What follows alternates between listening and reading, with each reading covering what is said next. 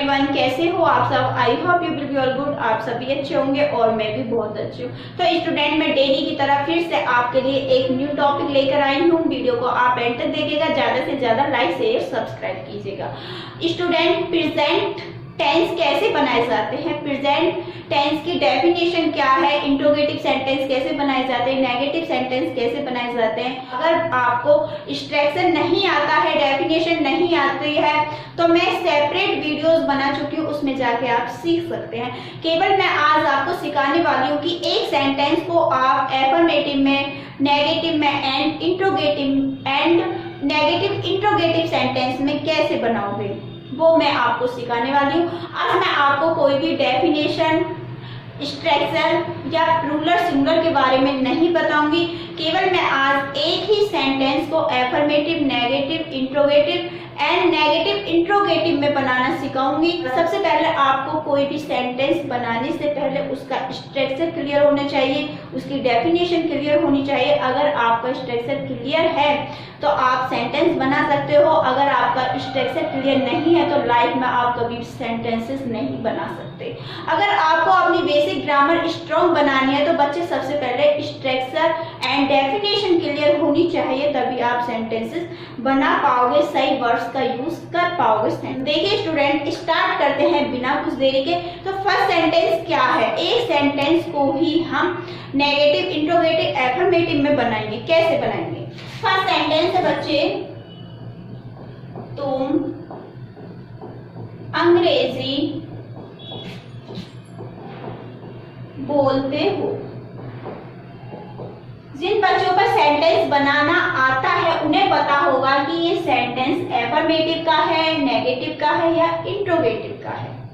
देखिए बच्चे, ये सेंटेंस एफर्मेटिव का है और एफर्मेटिव सेंटेंस कैसे बनता है, अगर आपको डेफिनेशन नहीं आती है, मैं फिर से आपको बता रही हूँ बच्चे, अगर स्ट्रक्चर नहीं आता है, सिंगुलर एंड प्लूरल के बारे में नहीं पता है, तो लास्ट वीडियो में जाके आप देख लेना, उसमें मैंने वेरी इजीली तरीके से डिस्कस करा है। तो इस सेंटेंस को कैसे बनाएंगे, यू, और यू क्या होता है, हमारा प्लूरल होता है, तो यू के साथ हम एस या ई एस का यूज नहीं करेंगे। सिंपल तरीके से बनेगा, यू स्पीक इंग्लिश, इस टाइप से बनेगा सेंटेंस। तो ये सेंटेंस क्या है बच्चे, ये हमारा एफर्मेटिव का सेंटेंस है।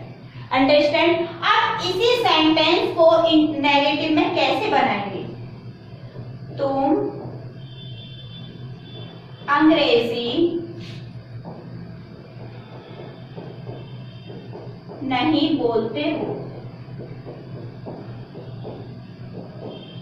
देखिए बच्चे, ये सेंटेंस है आपका नेगेटिव का, ये नेगेटिव का सेंटेंस है। और नेगेटिव सेंटेंस की क्या पहचान होती है? देखिए स्टूडेंट, जब हिंदी वर्ड नहीं आता है सेंटेंस के बीच में तो वो हमारा नेगेटिव सेंटेंस होता है।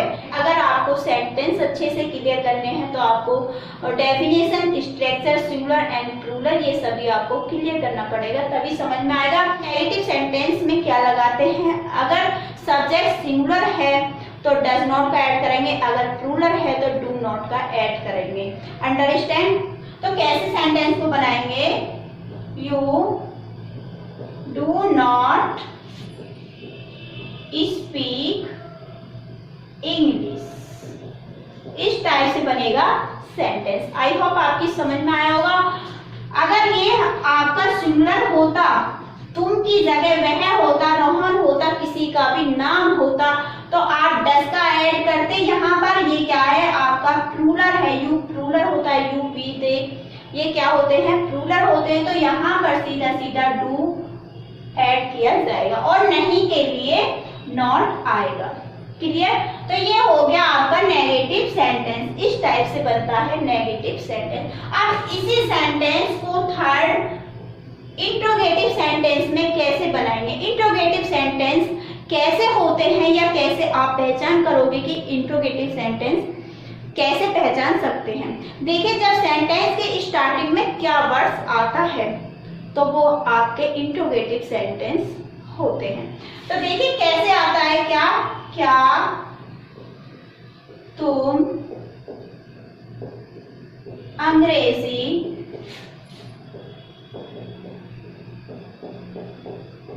बोलते हो। देखिए बच्चे, ये है आपका इंट्रोगेटिव सेंटेंस। देखिए इस सेंटेंस को कैसे बनाएंगे, मैंने आपको बताया था जब सेंटेंस के स्टार्टिंग में क्या वर्ड्स आता है तो वो आपके इंट्रोगेटिव सेंटेंस होते हैं और सब्जेक्ट के अकॉर्डिंग ही इसमें डू डस का ऐड किया जाता है।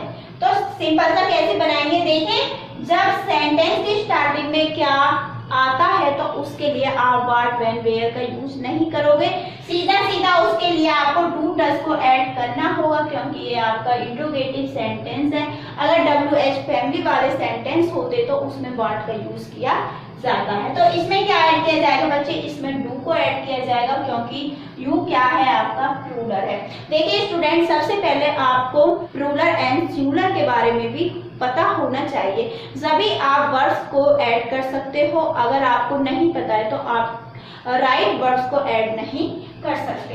तो यहाँ पर क्या आएगा, डू आएगा क्योंकि ये प्लूरल है। इसके अकॉर्डिंग ही आपको हेल्पिंग वर्ब का यूज करना होगा।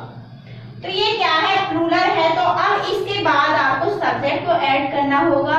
हेल्पिंग वर्ब के तुरंत बाद आपको सब्जेक्ट को ऐड करना होगा। इसके बाद आपको अदर वर्ड्स,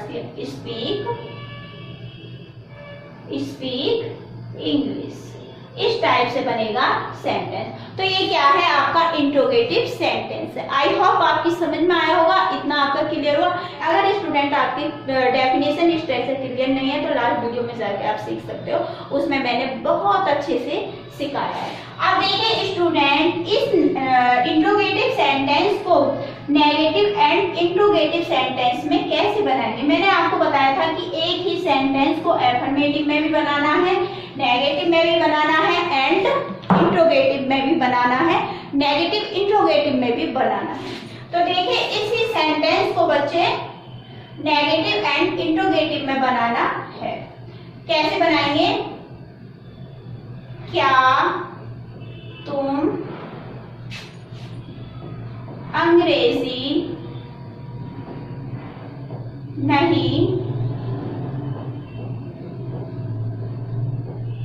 बोलते हो।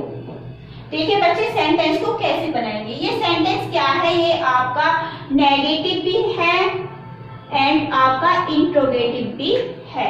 दोनों सेंटेंस है क्योंकि सेंटेंस के स्टार्टिंग में क्या वर्ड्स भी आ रहा है और सेंटेंस के बीच में नहीं वर्ड्स भी आ रहा है। जिन सेंटेंस में हिंदी वर्ड्स नहीं आता है सेंटेंस के बीच में, वो आपके नेगेटिव सेंटेंस होते हैं और जिन सेंटेंस के स्टार्टिंग में हिंदी वर्ड्स क्या आता है वो आपके इंट्रोगेटिव सेंटेंस होते हैं, राइट।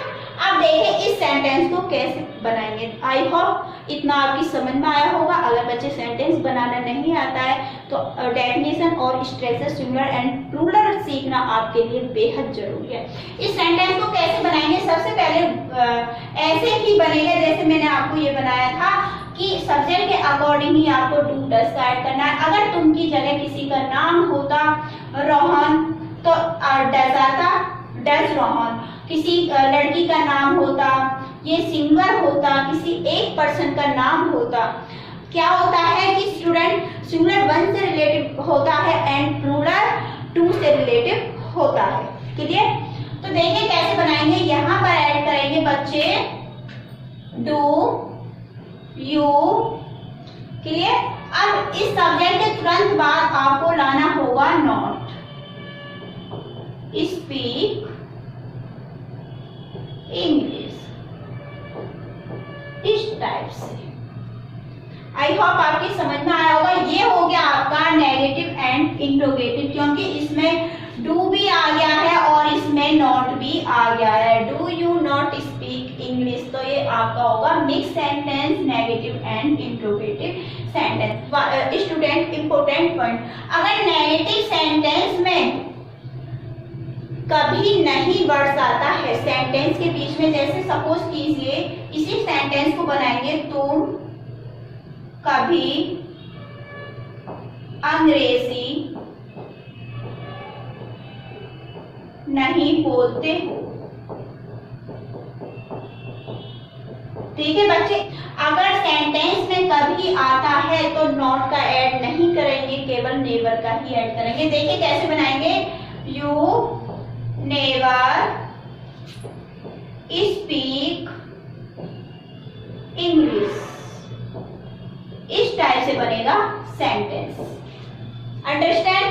इसमें क्या है, नेगेटिव सेंटेंस का, ओनली नेगेटिव सेंटेंस में अगर कभी आता है, हिंदी वर्ड्स कभी आता है, तो उसके लिए आपको नॉट का ऐड नहीं करना है, केवल नहीं, कभी नहीं के लिए केवल नेवर का ही ऐड करना होगा। This is right.